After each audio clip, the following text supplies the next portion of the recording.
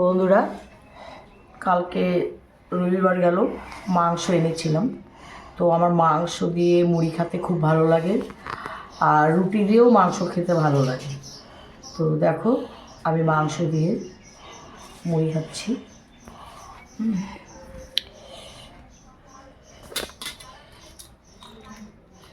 Mutton কষা with মুড়ি, খুব ভালো লাগছে।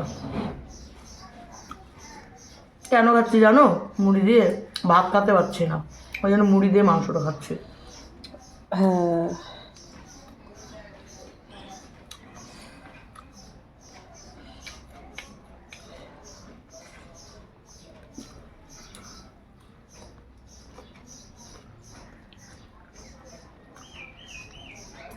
কেমন লাগছে? আমার বুদ্ধিটা কাজে আসছে না? খুব ভালো লাগছে।